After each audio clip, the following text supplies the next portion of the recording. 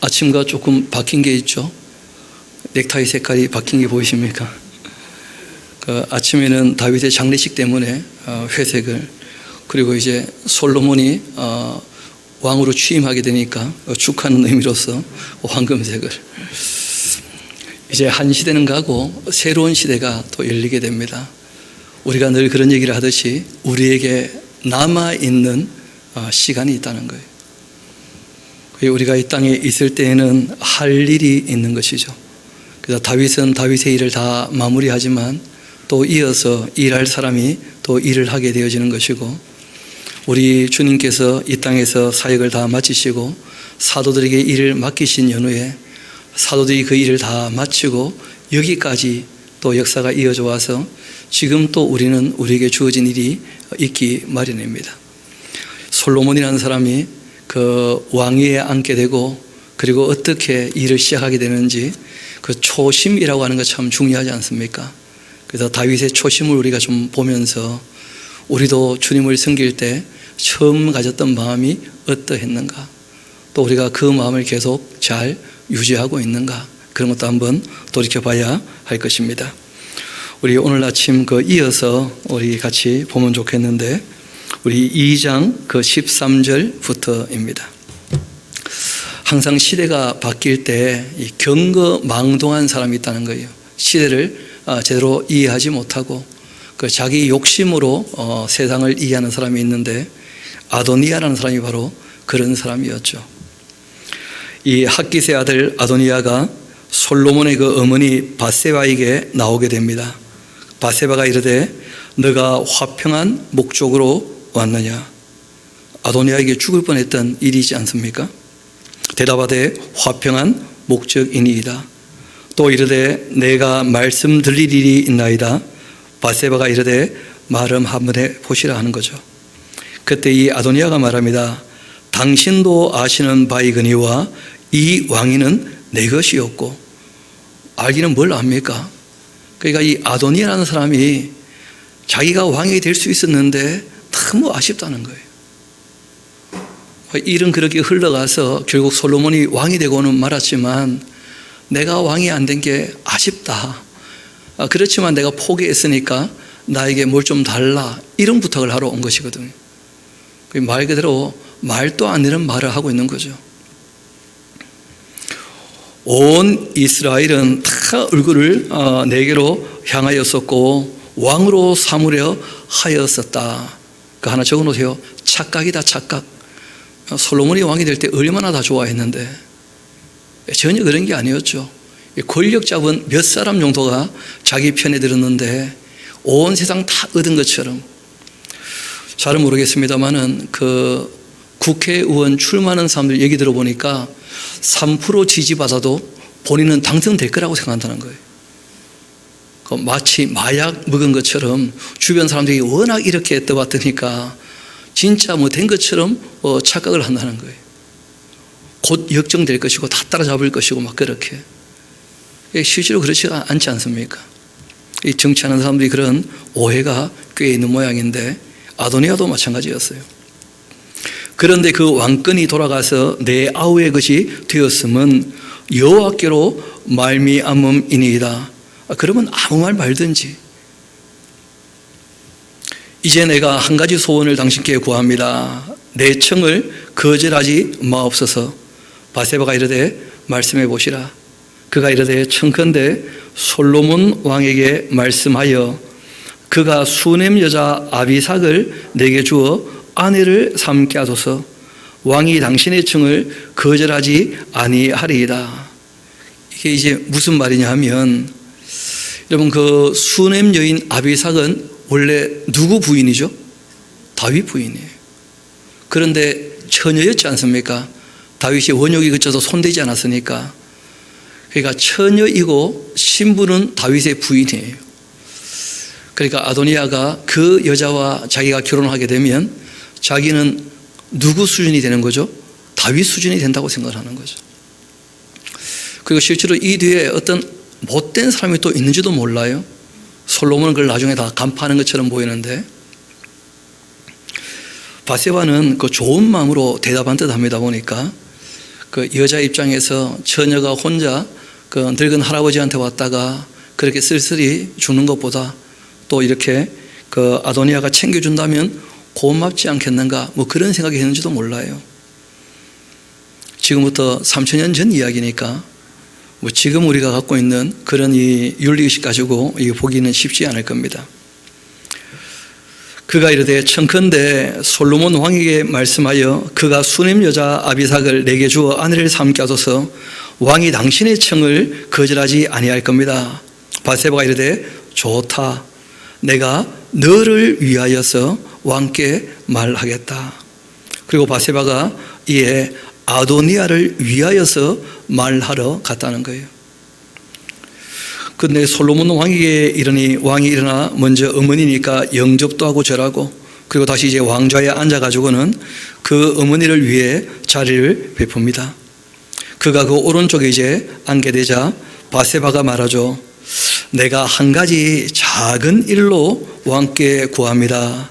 내 청을 거절하지 말아 주십시오 하면서 왕이 대답하되 내 어머니여 구하소서. 내가 어머니의 청을 거절하지 아니하겠습니다. 그때 이 밧세바가 얘기합니다. 청컨대 수냄 여자 아비삭을 그 아도니아에게 주어서 아내로 삼게 하면 어떻겠습니까? 하고 얘기를 한 거예요. 근데 솔로몬 반응이 밧세바가 예상했던 것과 전혀 달랐어요. 또 아도니아가 생각했던 것하고도 전혀 달랐어요. 어떻게 보면 아도니아가 솔로몬을 너무 얕잡아 봤던 모양인데 솔로몬은 나이는 어렸지만 굉장히 지혜로운 사람이었고 마음이 강직한 사람이었어요. 어디 쉽게 흔들리지 않는 그런 인물입니다. 솔로몬 왕이 그 어머니에게 대답합니다. 이르되 어찌하여 아도니아를 위하여 수냄 여자 아비삭을 구하시나이까? 그는 나의 형이오니 그를 위하여 왕권도 구하옵소서. 그리고 한 걸음 더 나갑니다. 이 아도니아와 함께하는 사람들 있지 않습니까? 아비아달하고 요압하고 그뿐 아니라 제사장 아비아달과 수르야의 아들 요압을 위해서도 구하옵소서. 그리고는 무시무시한 말을 합니다. 여호와를 두고 맹세하여 이르되 아도니아가 이런 말을 하였은즉 그 생명을 잃지 아니하면 하나님은 내게 벌 위에 벌을 내리심이 마땅하니이다. 그러니까 아도니아에게 한 말씀 한 적이 있었죠. 그렇죠? 당신이 선하다면 살려둘만 하면 내가 살려주겠지만 악하다면, 그렇지 않다면 그 목숨 부지하지 못할 거다 하고 주의를 줬었는데 그 아도니아가 너무 막말을 하는 바람에 솔로몬이 형이지만 살려둘 수 없다는 거예요.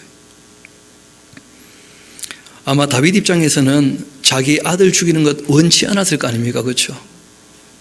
그렇지만 다윗도 별세했고 아도니아가 또다시 자기의 욕망을 드러내고 솔로몬 입장에서는 이걸 가만두면 나라 시끄러워지고 어려워진다는 거예요.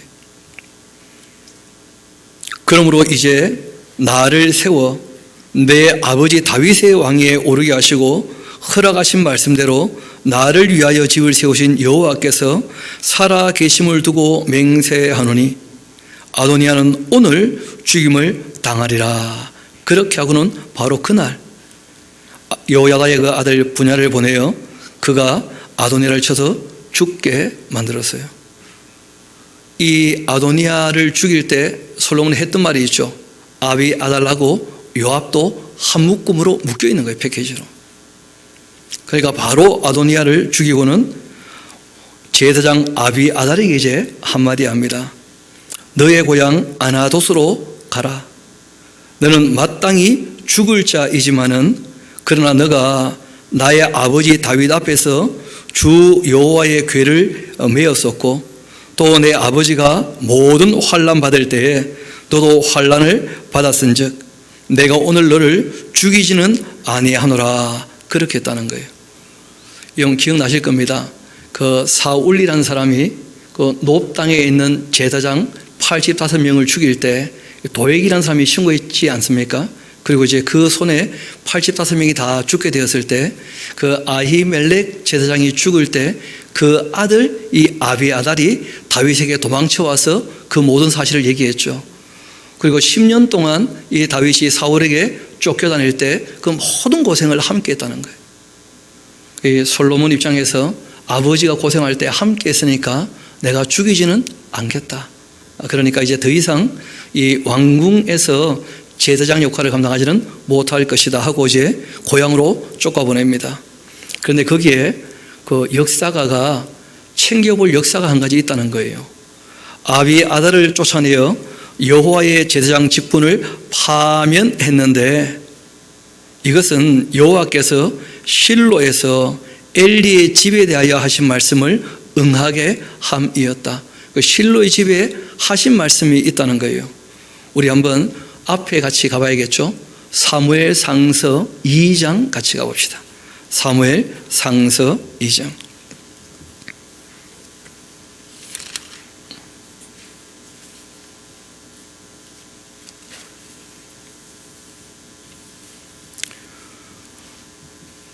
거기 이제 27절부터 쭉 내려오는 이야기인데 제가 조금 빨리 한번 읽어드리겠습니다. 사무엘상서 2장 27절부터 내용입니다. 하나님의 사람이 엘리에게 와서 그에게 말합니다. 여호와의 말씀에 너희의 조상의 집이 애굽에서 바로의 집에 속했을 때 내가 그들에게 나타나지 아니하였더냐. 이스라엘 모든 지파 중에서 내가 그를 택하여 내 제사장으로 삼아 그가 내 제단에 올라 분향하며 내 앞에서 에봇을 입게 하지 아니하였느냐. 이스라엘 자손이 드리는 모든 화제를 내가 내 조상의 집에 주지 아니하였느냐. 아론 가문에 대한 이야기죠. 너희는 어찌하여 내가 내 처소에서 명령한 내 제물과 예물을 밟으며 너의 아들들을 나보다 더 중하게 여겨 내 백성 이스라엘이 드리는 가장 좋은 것으로 너희들을 살지게 하느냐. 그러므로 이스라엘의 하나님 나 여호와가 말하는데 내가 전에 너희의 집과 너희의 조상의 집이 내 앞에 영원히 행하리라 그렇게 하였으나 이제 나 여호와가 말하노니 결단코 그렇게 하지 아니하리라. 나를 존중히 여기는 자 내가 존중히 여기고 나를 멸시하는 자 내가 경멸할 것이다. 늘 기회될 때마다 말씀드리는데 신앙이라고 하는 것은 관계에 대한 이야기예요. 하나님과의 관계에 대한 이야기지 일방적으로 무조건 사랑하고 그렇게 되어 있지 않습니다. 하나님께서 말씀하시기를 하나님은 어떤 분이냐. 나를 존중히 여기는 자 내가 존중히 여기고 나를 멸시하는 자라면 하나님께서 경멸하실 거라는 거예요. 그런데 잘 아시는 것처럼 엘리에게 두 아들이 있지 않습니까? 홈니와 비느하스. 이 두 아들이 이제 하나님의 그 제사장이 되어서 하나님의 그 제사와 예물을 아주 멸시하고 자기 욕심대로 그렇게 일을 하니까 하나님께서 하신 말씀이죠. 그리고 이제 이런 말씀하십니다. 보라 내가 너의 이 팔과 내 조상집 팔을 끊어서 너의 집에 노인이 하나도 없게 하는 날이 이르게 될 텐데 이스라엘에게 모든 복을 내리는 중에 너는 내 초소의 환난을 보게 될 것이고 내 집에 영원토록 노인이 없게 될 것이다. 그러니까 모든 사람이 복받을 때에 오히려 너는 어떻게 될 거라고요? 끊어지게 될 거라는 거예요. 그러니까 다윗 이어서 이제 솔로몬 시대에 정말 이 이스라엘이 복받은 시대였거든요. 모든 사람이 복받는 중에 이 엘리의 집안이 이렇게 이제 무너지게 됩니다. 그 엘리 아들 비느하스하고 그리고 이제 홈리 둘 중에 비느하스라는 사람의 아들 중에 아히둡이라는 사람이 있어요. 아히둡. 그리고 아히둡의 그 아들이 아히멜렉이에요. 그리고 아히멜렉의 아들이 지금 우리가 보는 아비아달이죠. 그러니까 이 엘리의 집안 이야기예요. 그래서 말씀하신 겁니다. 여호와께서 실로에서 엘리의 집에 대하여 하신 말씀이 이렇게 응하게 된 것이다. 그러니까 140~50년 전에 하셨던 말씀이 지금 이렇게 이루어졌다 하면서 역사가가 역사를 회고하며 얘기를 하고 있죠. 다시 이제 2장 28절로 돌아가도록 합시다. 아도니아가 죽고 아비아달이 쫓겨났다는 얘기를 요압이 듣게 되죠. 그리고는 그가 여호와의 그 장막으로 도망을 합니다. 그리고는 제단불을 잡았는데 이는 그가 다윗을 떠나 압살롬을 따르지 아니했으나 아도니아를 따랐기 때문이었습니다. 아도니아가 죽었으니까 당연히 이제 자기도 죽게 된다는 것을 아는 거죠. 어떤 사람이 솔로몬 왕에게 이르되 요압이 여호와의 그 장막으로 도망하여 제단 곁에 있나이다. 솔로몬이 여호야다의 그 아들 브나야를 보내며 이르되 너는 가서 그를 치라. 브나야가 여호와의 그 장막에 이르러 그에게 이르되 왕께서 나오라 하시느니라. 차마 제단 뿔을 잡고 있는데 죽일 수는 없으니까 이제 그렇게 얘기를 한 거죠. 그런데 그가 대답하되 아니라 나는 여기서 죽겠다. 브나야가 돌아가서 왕께 아뢰미다. 이르되 요압이 이리이리 나에게 대답합디다. 왕이 이르되 그의 말과 같이 하여서 그를 죽여라. 그리고는 묻어라. 요압이 까닭 없이 흘린 피 나와 내 아버지 집에서 너가 제거해야 될 거다. 여호와께도 요압의 피를 그 머리로 돌려보내실 것은 그가 자기보다 의롭고 선한 두 사람을 쳤기 때문이다. 곧 이스라엘 군사령관 넬의 아들 그 아브넬과 유다 군사령관 여델의 아들 이 아마샤를 칼로 죽였기 때문이다. 그리고 뭐라고 하느냐 하면 이 일을 내 아버지 다윗은 알지 못하셨다 이렇게 얘기를 해요. 이게 조금 오해가 있을 수 있어서 조금 설명을 드립니다. 여러분 그 요압이 그 아브넬이나 아마샤 죽인 것은 다윗이 허락한 겁니까? 다윗 몰래 한 일입니까? 그러니까 요압이 그들을 죽이러 간 것은 다윗이 몰랐다는 거예요. 죽이고 난 다음에는 어떻게 됩니까? 알았다는 거죠. 그러니까 아브넬의 죽음과 아마샤의 죽음은 다윗과는 아무 상관이 없다 그런 뜻이에요. 왜냐하면 이 가짜 뉴스를 만들어서 버티는 사람들은 어떻게 해도 해소가 안 되는 사람들이 있어요. 그래서 이 아브넬이나 그 아마샤의 죽음에 대해서 여전히 다윗과 관계가 있는 것처럼 오해하는 사람들이 있거든요. 그래서 솔로몬이 그렇지 않다. 요압이라는 사람이 그 다윗 몰래 다 죽여버렸고 그 후에 다윗이 알게 되었지만 다윗이 요압을 참아 죽이지 못했다는 거예요. 그러나 모든 사람이 다 아는 것처럼 이 요압은 평화로운 시대에 의로운 사람의 피를 흘린 사람이라는 거예요. 그래서 살려둘 수 없는 사람이다. 그렇게 한 거고 또 다윗이 특별히 부탁을 했죠. 요압이라는 사람 100발로 그 음부에 가지 않도록 죽여버려라. 그렇게 한 것이었는데 그 다윗이 부탁한 대로 기회를 얻어서 그렇게 하고 있는 겁니다. 그래서 이 일을 이 요압이 그 아브넬이나 아마샤를 죽일 때 그때는 내 아비 다윗이 알지 못하고 벌어졌던 일이었다. 그들의 피는 영영이 요압의 머리와 그 자손의 머리로 돌아갈지라도 다윗과 그 자손과 그의 집과 그의 왕위에는 여호와께로 말미암은 평강이 영원히 있게 될 것이다. 왜냐하면 다윗 집안은 결코 억울한 피를 흘리지 않았다는 거예요. 무지한 피를. 이걸 명확히 하자는 거예요.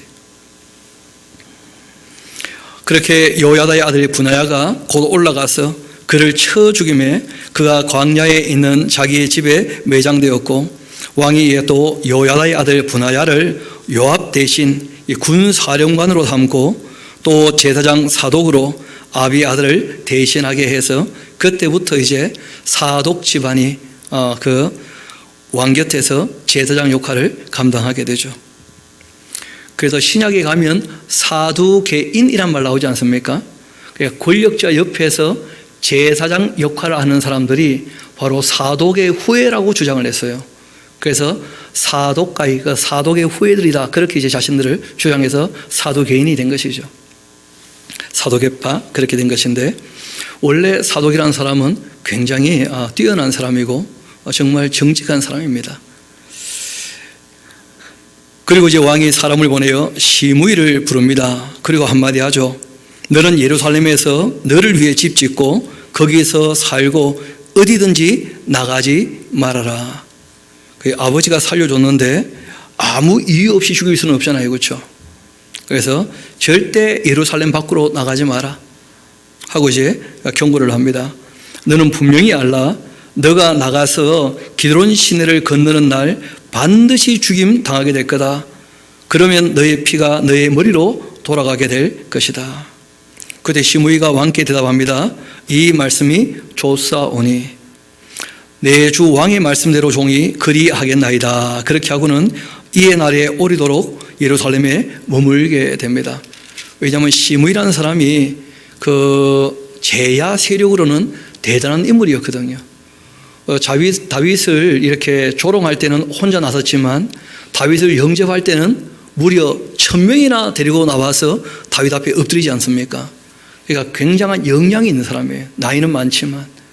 그래서 다윗이 시므이 그거 조심해야 된다 하고 그렇게 얘기를 해놨던 것이었는데 아니라 다를까 3년 동안 지켜보고 있었어요. 지금 이렇게 하면 큰일 납니다. 불법 사찰인데, 민간인 사찰. 지금 그렇게 하면 안 되는데, 이 당시에는 뭐 왕조 시대니까 왕이 명령을 해놓고 시므이를 무려 3년 동안 지켜보고 있었던 거예요.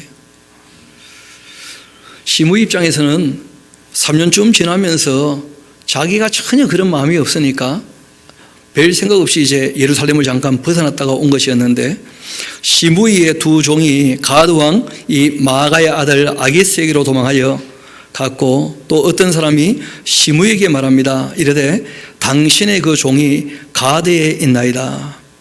이 시므이가 그 종을 찾으려고 일어나서 그 나귀의 안장을 지우고 가드로 가서 아기스에게 나아가 그 종을 가드에서 데려왔습니다.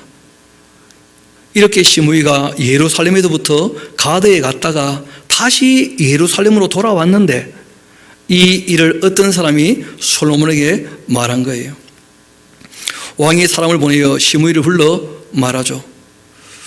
내가 너에게 여호와를 두고 맹세하게 했고 경고하여 이르기를 너는 분명히 알라. 너가 밖으로 나가서 어디든지 가는 날 죽임을 당하리라. 그렇게 하지 않았느냐? 이해했겠죠. 그냥 나갔다 왔지. 이해했겠죠. 그러면 죽어야지. 이해하겠죠. 그렇죠. 그래서 죽고 말았어요. 나도 너에게 말하기를 내가 들은 말씀이 좋으니이다. 너가 분명히 그렇게 얘기하지 않았냐? 그런데 너가 어찌하여 여호와를 두고 한 맹세와 내가 너에게 이런 명령을 지키지 아니하였느냐? 왕이 또 시므이에게 이르되 너가 너의 마음으로 아는 모든 악 곧 내 아버지에게 행한 바를 너가 스스로 다 알고 있지 않냐? 실제로는 죽어도 벌써 죽어 마땅한 사람인데 여태까지 살려준 것만 해도 고맙게 여겨라. 그런 것이죠. 여호와께서 너의 악을 내 머리로 돌려보내시리라. 왜냐하면 이 시므이 같은 사람이 다윗이 힘이 없을 때는 그렇게 저주하고 모욕하다가 다윗이 힘이 있으니까 또 바로 앞에 달려와서 넙죽 엎드리고 진짜 간도 쓸개도 없는 그런 사람처럼 여기 붙었다 저기 붙었다 우리가 박쥐 같은 인물 뭐 그런 얘기 하지 않습니까? 요압 같은 사람은 또 그런 사람이죠. 그렇죠? 여기 붙었다가 저기 붙었다가 힘이 있으면 언제나 거기 가서 붙어 그냥. 하나님께 붙어 있어야지 이 세상에 여기저기 붙는 그런 사람 하나님 좋아하지 않으신다는 거예요. 또 이것도 아니고 저것도 아니고 그런 것도 하나님 별로 좋아하지 않으신다는 거예요. 이어봅시다. 그러나 솔로몬 왕은 복을 받고 다윗의 왕위는 영원히 여호와 앞에 경고히 서리라. 그렇게 하고는 여호야다의 그 아들 분하야에게 명령을 합니다. 그래서 그가 나가서 시므이를 쳤고 그가 죽게 되었는데 그 다음에 참 특별한 표현이 있죠. 이에 이렇게 되어 있어요. 그러니까 죽을 사람 몇 사람이 딱 죽자 이 나라가 솔로몬 손에 경고하여졌다 이렇게 되어 있는 거예요. 그러니까 실제로 이 아도니아는 굉장히 그 무리를 일으킬 만한 인물이었고 그리고 요압도 마찬가지였다는 거예요. 시므이도 마찬가지였고 그래서 이런 몇 사람 딱 죽이자 나라가 솔로몬 손에서 견고하게 되었다는 거예요. 거기다가 하나 적어 놓으시면 되겠죠. 숙청이 끝났다. 최소한의 그 몇 사람이 죽음으로써 나라가 굉장히 안정적이 되었다는 거예요. 그러니까 이런 것은 뭐 학살하고는 전혀 개념이 다른 것이죠. 정말 죽일 사람 몇 사람 딱 죽이고 그리고는 그 나라가 견고하게 되었고, 그리고 그 솔로몬이 애굽의 왕 바로와 더불어 혼인 관계를 맺게 되었고, 그러니까 이 애굽만큼 그 이스라엘 나라가 큰 나라가 된 것처럼 그렇게 표현을 한 것이죠. 그 당시에. 또 그 딸을 맞이하고 다윗성에 데려다 두고 자기의 그 왕궁과 여호와의 성전과 예루살렘 주위의 성의 공사가 끝나기를 기다리고 있는 그때, 여호와의 그 이름을 위하여 성전을 아직 건축하지 아니하였었기 때문에 백성들은 산당에서 제사하고 있었습니다. 그 산당이라고 하는 것은 이 바마, 말 그대로 그냥 산 꼭대기라는 뜻이에요. 산 꼭대기. 근데 산당도 종류가 여러 종류가 있습니다. 크게 한 3종류쯤 있을 텐데, 하나는 뭐냐면 하나님을 섬기겠다고 만든 산당이 있어요. 근데 그렇게 해도 안 됩니다. 원래 하나님께서 택하신 곳이 있다고 되어 있는데, 그 택하신 곳이라는 그 장소는 법궤가 있는 곳이에요. 법궤가. 그리고 말 그대로 우상을 섬기는 또 산당이 있어요. 그리고 이 두 가지가 다 함께 이루어지는 산당이 또 있어요. 산당이 종류가 참 여러 가지였는데, 그래서 성경은 산당을 단 한 번도 긍정적으로 표현한 적은 없습니다. 그런데 이때 이제 잘 아시는 것처럼 아직 성전은 없죠. 근데 법궤는 어디 있습니까? 예루살렘에 와 있지 않습니까? 우리가 조금 뒷 내용들이 복잡할 수 있어서 먼저 잠깐 언지를 드리면, 이런 법궤의 행방은 잘 아시죠? 벳세메스로 갔다가 기란 야에림으로 이제 가져갔다가 거기 있는 곳을 이 바알레 유다라 그러기도 하고 기란 야린이라고 그렇게 얘기도 했는데, 거기 있는 법궤는 다윗이 어떻게 했습니까? 예루살렘으로 가지고 왔잖아요. 그래서 예루살렘에 가져와서 새롭게 만든 그 성막 안에다가 법궤를 모셨거든요. 그런데 이 성막하고 제단은 그러면 어떻게 되었을까요? 법궤는 갖고 왔는데, 그러니까 실제로 법궤를 빼앗겼을 때 그 제단은, 그리고 또 이 모세가 만들었던 성막이 있지 않습니까? 그게 원래 실로에 있었거든요. 그런데 실로에 있다가 어디로 옮겨가게 되느냐면 높 땅으로 옮겨가게 되어져요. 높 땅에 있다가 제단들이 다 죽지 않습니까? 그리고는 이제 이 성막이 어디로 가게 되느냐면 기브온에 와 있습니다. 그래서 기브온에 뭐가 있었느냐면 이 모세의 성막과 함께 번제단이 있었어요. 그럼 한번 물어봅시다. 하나님께 제사할 때 법궤가 있는 예루살렘에서 해야 됩니까? 아니면 성막과 번제단이 있는 기브온에서 해야 됩니까? 좀 헷갈립니까? 여기저기 다 아닙니다. 하나님은 영이시네. 예배하는 자는 영과 진리로 하는 것인데, 그래서 우리가 지난번 살펴봤던 사건을 역대기에서 좀 보고 넘어가야 될 것 같아요. 우리 어디로 가느냐 하면 열왕기, 이 역대기다, 역대기, 그렇죠? 역대기 상서 우리 같이 한번 가봅시다. 역대기 상서 21장 같이 한번 가봐요. 역대기 상서 21장.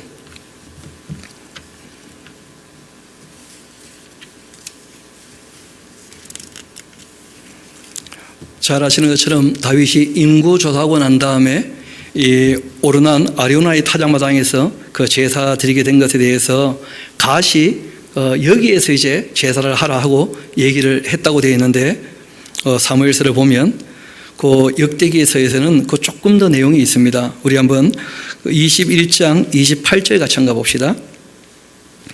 이때에 다윗이 여호와께서 여부도 사람 오르난의 타작마당에서 응답하심을 보고서 거기에서 이제 제사를 드리게 되었다는 거예요. 옛적에 모세가 광야에서 지었던 여호와의 그 성막과 그리고 번제단은 그때 기브온 산당에 있기는 했는데, 그런데 그 번제단에서 제사하는 것을 다윗이 부담스러워했답니다. 다윗이 여호와의 천사의 칼을 두려워하여 감히 그 앞에 가서 여호와께 묻지 못하였고, 그 갓이 얘기한 대로 오르난 타작마당에서 제사를 하면서 다윗이 이런 말을 했다는 겁니다.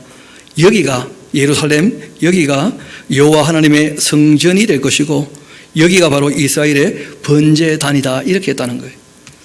그러니까 실제로 제사라고 하는 것은 제단이 중요한 게 아니고 하나님의 그 말씀, 법궤가 어디 있느냐, 그게 아마 더 중요하다, 그렇게 인식을 했던 모양입니다. 반면에 그 솔로몬이라는 사람은 아직 그렇게까지는 안 해요. 그럼에도 솔로몬은 더 잘하고 싶은 마음이 또 있는 겁니다.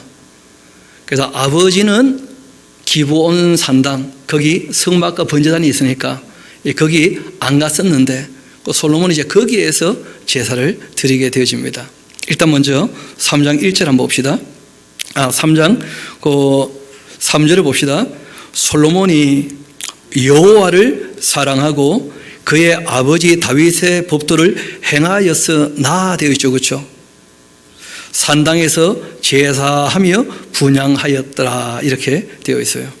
그러니까 자기 아버지는 어디서 제사합니까? 예루살렘에서 마지막 제사 있지 않습니까? 아리우나의 타작마당에서.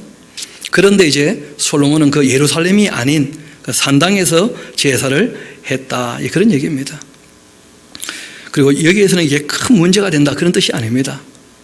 그리고 이제 이에 왕이 또 제사하러 기브온에 갔다는 거예요. 기브온에 뭐가 있다고요? 성막과, 솔로몬의 성막과 번제단이 있었거든요. 그래서 거기에 산당은 또 크기도 했다는 거예요.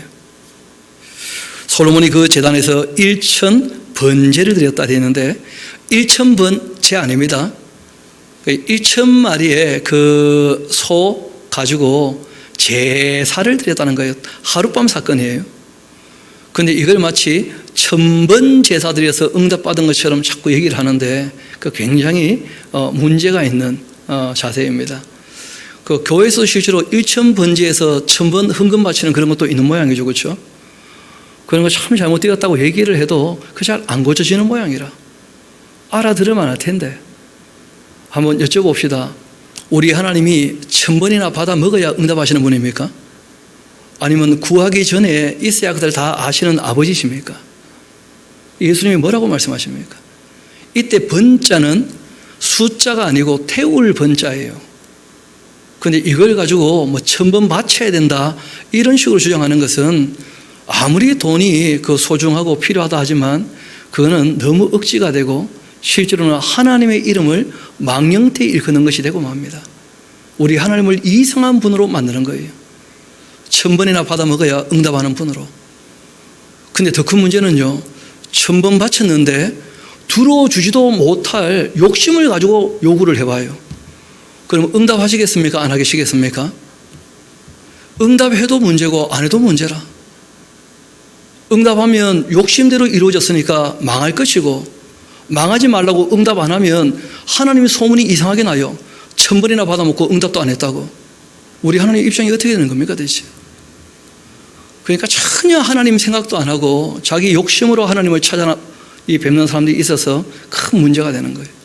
그럼 실제로 솔로몬은 이렇게 할 때 하나님께 드렸던 기도가 있습니다. 그럼 솔로몬이 그 시를 거의 한 1005편을 지었다 그러거든요. 그 중에 3편이 성경에 남아 있어요. 정말 시 같은 시죠, 그렇죠? 그 굉장히 초창기에, 그러니까 지금 요때쯤 하나님께 드렸던 기도문이 남아 있고요. 그리고 자기 인생을 다 마치게 됐을 때 기록한 그 또 노래가 하나 남아 있습니다. 그리고 이제 그 젊을 때 연애에 대해서, 사랑에 대해서 노래했던 그 아가스라고 하는 그 노래, 이렇게 3개가 지금 남아 있는데 우리 젊을 때 이 솔로몬이 불렀던 노래를 한번 들어봅시다. 실제로는 기도문인데요, 시편 72편입니다. 그 이분이 정말 무엇을 원하고 바랬는지 일을 시작할 때 우리 한번 가봅시다. 시편 72편 같이 가봅시다. 이 내용을 읽어보면 그러면 이 열왕기 상서 3장 이해가 좀 쉬워질 겁니다. 거기 보면 솔로몬의 시에 되어 있죠, 그렇죠? 하나 더 메모하시면 좋겠습니다. 젊은 날에 초심을 우리가 볼 수 있는 것인데, 하나님이여 주의 판단력을 왕에게 주시고 주의 공의를 왕의 아들에게 주소서. 그가 주의 백성을 공의로 재판하며 주의 가난한 자를 정의로 재판하리니 의로 말미암아서 산들이 백성에게 평강을 주며 작은 산들도 그리하리로다. 이 솔로몬 입장에서 올바른 판단력 가지고 정말 정직하고 공의롭게 억울한 사람이 없도록 하면 하나님께서 이 나라에 복 주지 않으시겠는가? 그렇게 이제 기도한 겁니다. 4절 말씀 우리 같이 한번 읽어봅시다. 시작. 그가 가난한 백성의 억울함을 풀어주며 궁핍한 자의 자손을 구원하며 압박하는 자를 꺾으리로다. 이 솔로몬이 이것을 하고 싶었다는 거예요. 긍휼과 자비와 공의와 정의로 정말 모든 백성이 자유롭기를 원했다는 거예요. 정말 왕이 해야 될 일이죠. 그들이 해가 있을 동안에도 주를 두려워하고 달이 있을 동안에도 대대로 그리하리로다.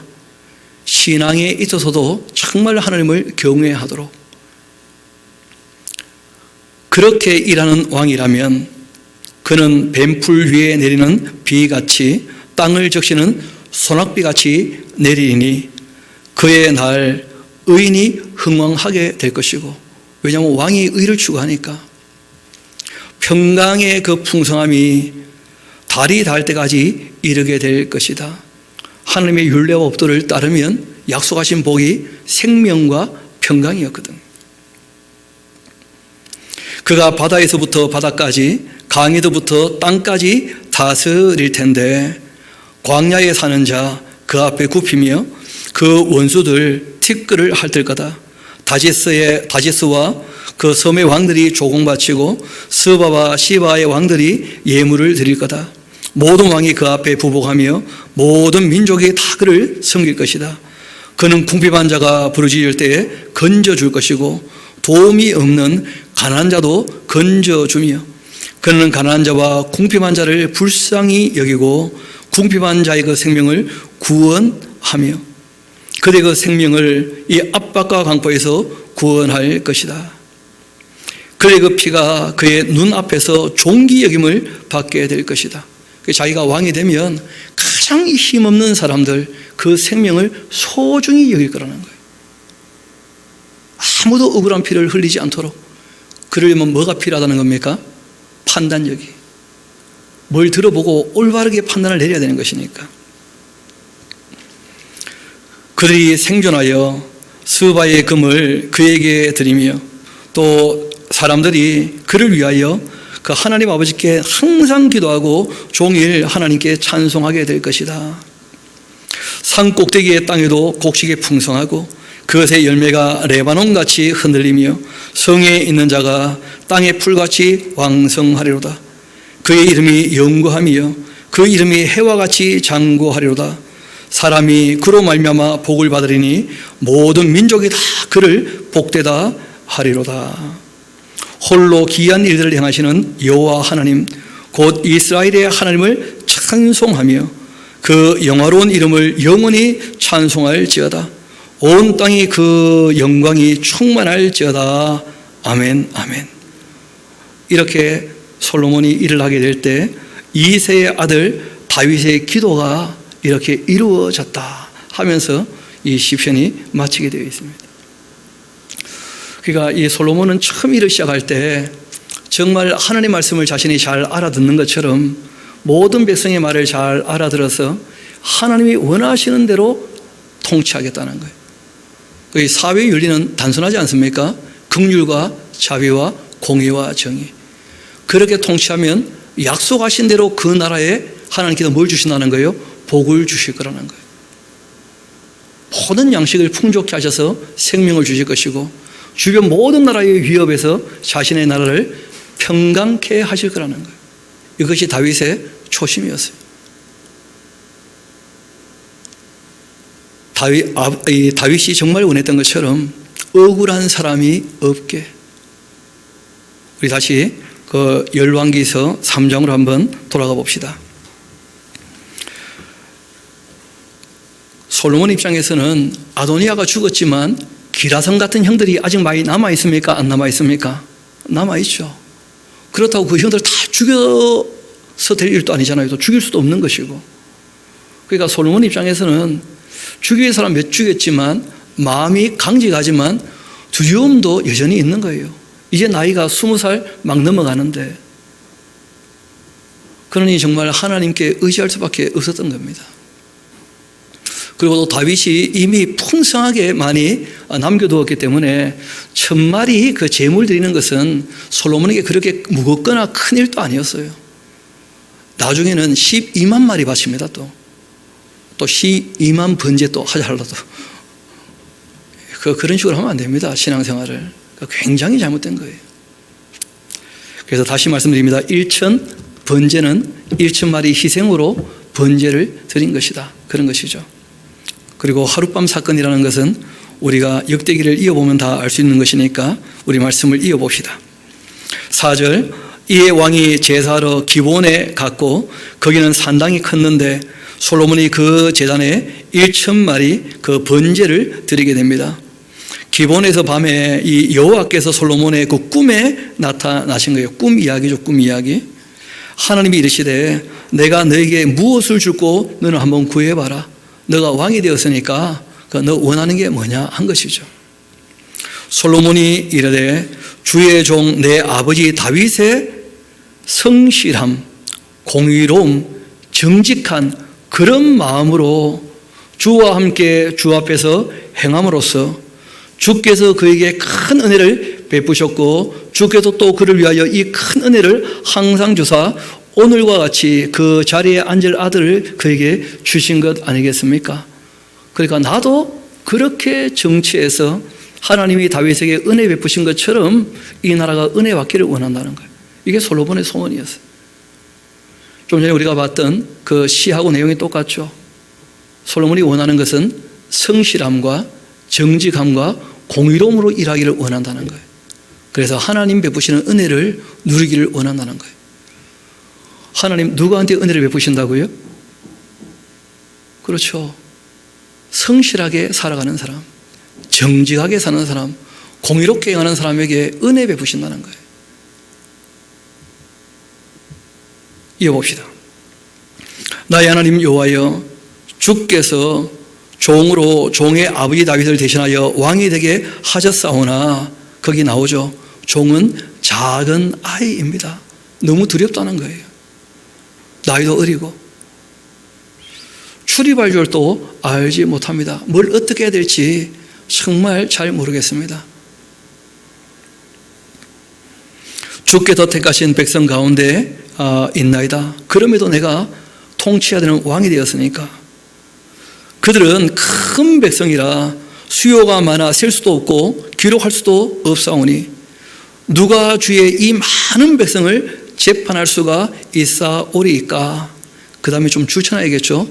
듣는 마음을 종에게 주사 주의 백성을 재판하여 선악을 분별할 수 있게 해 주옵소서. 그러니까 솔로몬이 원했던 것이 레부 샤마, 듣는 마음이에요. 여러분, 여기서 온갖 지혜와 지식이 다 있게 되는 것인데 잘 알아들으면 그것은 나의 것이 되는 거예요. 아무리 얘기해도 못 알아듣는 사람에게는 아무 의미가 없다는 거예요. 저도 학교 다닐 때 선생님이 뭐라고 많이 했을 텐데 들은 것만 답을 적을 수 있고 못 들은 것은 답을 못 적는 거예요. 그게 솔로몬이 뭘 원하느냐 하면 잘 듣는 마음을. 그리고 듣기만 잘 들으면 됩니까? 분별도 잘해야죠. 그렇죠? 그래서 마치 우리가 사지선다에 답 쓰는 것이 다 분별력 훈련이죠. 1, 2, 3, 4 중에 어느 것이냐. 잘 듣고 알고 있으면 올바른 판단을 내리는 거예요. 그 다음 이야기가 중요합니다. 솔로몬이 이것을 구하매, 그 다음 주셔놓으세요. 그 말씀이 주의 마음에 꼭 들었다는 거예요. 그러면 이제 다시 한번 여쭤봅시다. 여러분, 하나님께서 솔로몬이 바쳤던 재물을 마음에 들어 하신 겁니까? 솔로몬의 기도의 내용을 마음에 들어 하신 겁니까? 하나님은 돈 때문에 흔들리는 분이 아닙니다. 누가 감히 하나님께 뇌물 같은 걸 바쳐가지고 하나님의 미안한 마음에 더 부어줄 것처럼 그런 식으로 사기치면 안 돼요. 우리 하나님 그런 분 아니시니까. 하나님을 몰라도 너무 모르는 거라. 누가 감히 하나님께 먼저 드려 가품을 받을 수 있단 말입니까? 하나님께서 주신 것에 관하여 우리가 감사를 표하는 것이지. 어떤 분은 그런 얘기 하시더라고요. 한 달에 100만 원씩 헌금하면 하나님이 미안해가지고 11조 100만 원 바칠 수 있게 월급을 1000만 원 준다는 거예요. 또 아멘 할라 또. 이건 사기도 아니고 너무 하는 거예요. 그 탐심이 곧 우상숭배라는 걸 모르시겠습니까? 하나님 앞에 어떻게 감히 사람이 돈 놓고 돈 먹기 하듯이 얘기를 합니까? 있을 수 없는 얘기예요. 하나님께서 우리에게 주신 것에 우리가 일부를 사랑하는 마음으로 드릴 수는 있지만 먼저 하나님께 드려서 하나님께 갚으라 한다는 것이 말이 되겠습니까? 있을 수 없는 얘기입니다. 그런데 의외로 그렇게 얘기하는 분들이 종종 계셔서 그런데 속지 마시라고. 성경은 결코 그렇게 말씀하고 있지 않으니까. 하나님이 정말 마음에 들어 하셨던 것은 뭐냐면 하나님이 너 나한테 한번 원하는 걸 말해봐 했는데 솔로몬이 잘 듣는 마음을 주시고 올바른 분별력을 가져서 하나님이 맡기신 이 백성들을 정말 올바르게 통치하면 좋겠다는 거예요. 억울한 사람 없게. 이게 솔로몬의 소원이었거든. 그것이 하나님 마음에 꼭 들었다는 거예요. 너무 기특하다는 거라. 성실과 정의와 공의로 정말 지혜로 지식으로 그렇게 통치하겠다고 하니 하나님께서 내가 통치하고자 하는 대로 너가 해주는구나 하고 너무 마음에 들어 하셨다는 거예요. 그 말씀이 주의 마음에 꼭 든지라. 이에 하나님이 그에게 이런 말씀하십니다. 너가 이것을 구하도다. 하나님이 감탄 잘 안 하시는 편인데 하나님이 깜짝 놀랐어요.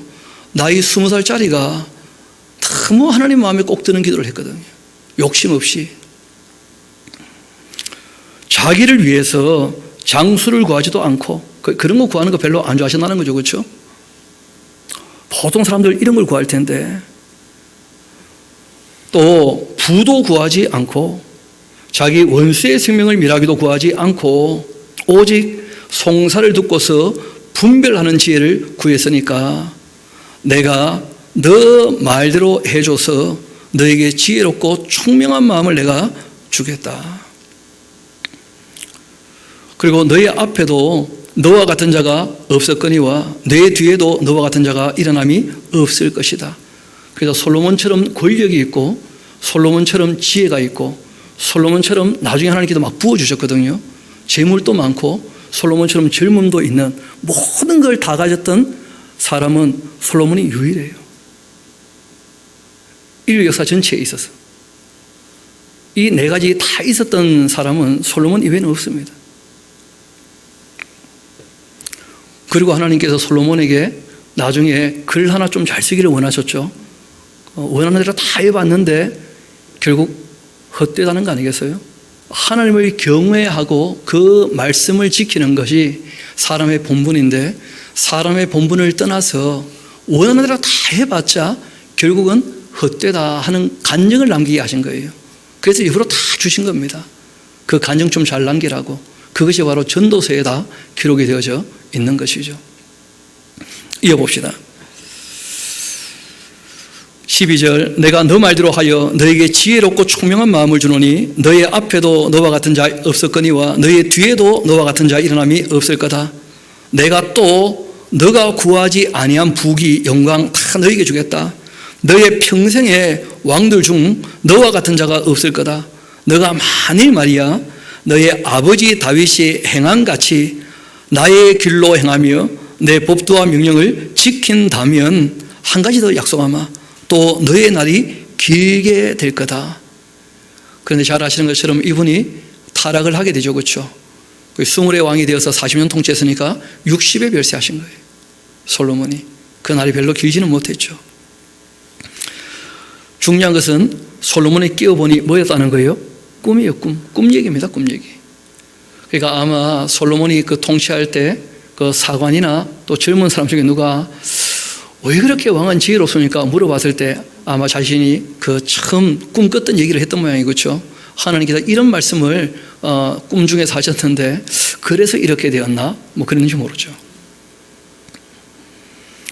솔로몬이 깨어보니 꿈이었고, 이에 예루살렘에 이르러 여호와의 그 언약궤 앞에 서서 번제와 감사의 제물을 드리고, 그리고 모든 신을 위하여 잔치하게 됩니다. 그래서 기본 산당에서도 제사했고, 돌아와서 이 언약궤 앞에서 예루살렘에서도 이제 번제를 드리고 감사 제물을 드리고 그렇게 했던 것이죠. 그때 이분이 이제 그 얼마나 잘 알아듣는지에 대한 얘기를 하는 거예요. 창기두 여자가 왕 앞에 와서 그 앞에 서게 되는데, 한 여자가 말합니다. 내 주여, 나와 이 여자가 한 집에 살고 있는데 내가 그와 함께 집에 있으며 해산하였더니, 또 내가 해산한 지 사흘 만에 이 여자도 해산하게 되었고, 우리가 함께 있었고 우리 둘 외에는 집에 다른 사람이 없었나이다. 그런데 밤에 저 여자가 그 아들 위에 누워버려가지고 그 아들이 죽었습니다. 아이고, 참 끔찍한 얘기죠. 근데 뭐 사람이 뭐 자는데 정신이 있습니까? 뭐 그런 거 아니겠어요, 그렇죠? 문제는 그가 밤중에 일어나가지고 이 요종 내가 잠든 사이에 내 아들을 내 곁에서 가져다가 자기 품에 누이고는 자기의 그 죽은 아들을 내 품에 누였나이다. 아침에 내가 내 아들을 젖먹이려고 일어나 보니까 죽었기로 내가 아침에 자세히 보니 내가 낳은 아들이 아니더이다. 그런데 또 다른 여자가 한마디 합니다. 아니라 살아있는 게 나의 아들이고 죽은 것이 너의 아들이라. 그렇게 하고는 이 여자는 또 아니라 하고, 죽은 것이 내 아들이라 산 것이 내 아들이라 그렇게 하며 왕 앞에서 그와 같이 쟁론하는데, 이런 거 보면 확실히 알 수 있죠. 애기 얼굴 보고 엄마를 찾을 수 없어요. 누군 많이 닮았다는데 내가 볼 때는 아무래도 원숭이를 더 닮았어요, 사람보다. 그 갓난 아기들은 진짜 누구 닮았는지 모르겠더라고 보니까. 저도 어릴 때 연극했던 기억이 나요. 그 추수감사절 앞두고 이제 솔로몬의 재판 해가지고 이제 연극을 했는데, 그 노래가 재미있습니다. 이 애기는 내 애기 날 닮았어요. 닮았으면 바로 알지 그래.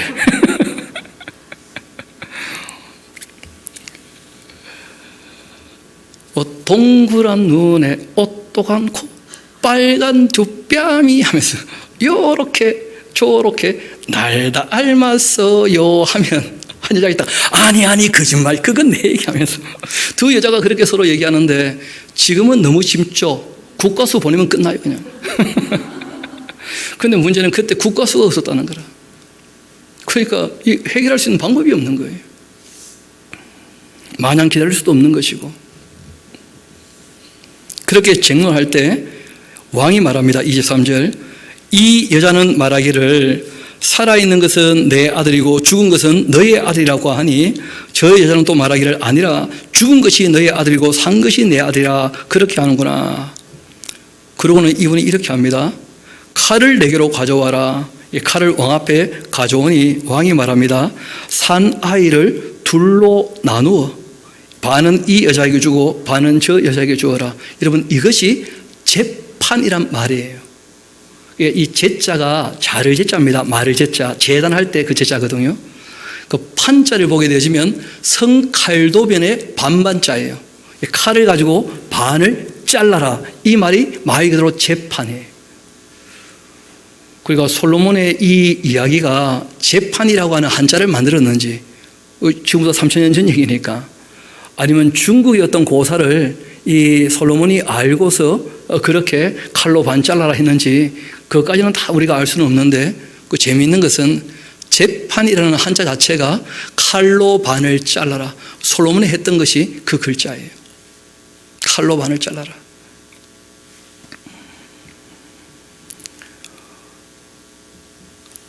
칼을 내게로 가져와 이 칼로 반 잘라라 하면서, 그렇게 하자 26절 봅시다. 그 산 아들의 어머니 되는 그 여자가 그 아들을 위하여 마음이 불붙는 것 같아요. 죽으면 안 된다는 거라.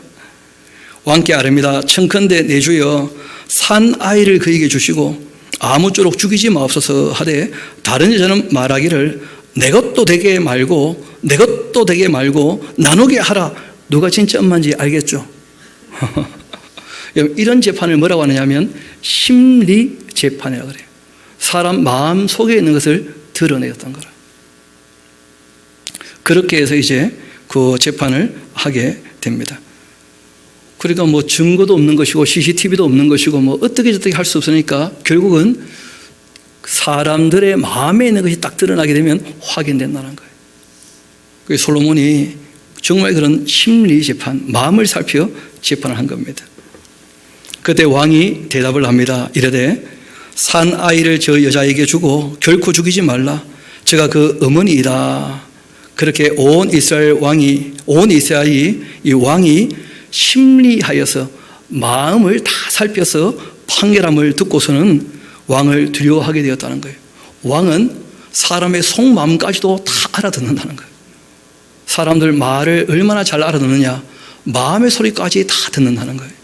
심리 재판을 하니까. 그렇게 왕을 두려워하게 되었고 이는 하나님의 그 지혜가 그 속에 있어 판결함을 봄이더라. 우리가 지혜라고 할 때 솔로몬이 지혜의 왕이라고 그러지 않습니까? 그 세 가지는 꼭 염두에 둡시다. 제일 먼저는 잘 듣는 마음이라는 것이 지혜라는 거예요. 잘 듣는 것부터. 두 번째는 판단을 바르게 내리는 분별력 하는 것이 지혜라는 것이 지혜. 분별력.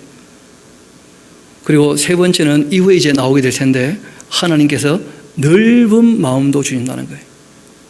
오래 참고 기다릴 줄 아는 넓은 마음. 그러니까 우리가 제일 먼저가 남의 말을 잘 알아듣는 것, 또 하나님 말씀을 잘 알아듣는 것, 그리고 알아듣는 것뿐 아니라 실천할 때 분별력을 가지고 실천하는 것, 그리고 우리가 다른 사람에 대해서 넓은 마음 가지고 오래 참아주는 것, 이런 것이 삶에 아주 중요한 지혜가 되겠죠. 그리고 오늘 솔로몬이 하나님 앞에 처음 섰을 때 그러했던 것처럼 성실과 정의와 공의로서 특별히 가난한 사람들, 억압받는 사람들 자유케 하고 긍휼과 자비를 베풀겠다, 그렇게 얘기했던 솔로몬의 자세를 우리가 보게 되는데, 오늘 새롭게 일을 시작하는 그 솔로몬을 통하여 우리에게도 주시는 교훈을 저도 여러분도 다 간직할 수 있게 되기를 소망합니다. 우리 함께 기도하도록 하시겠습니다.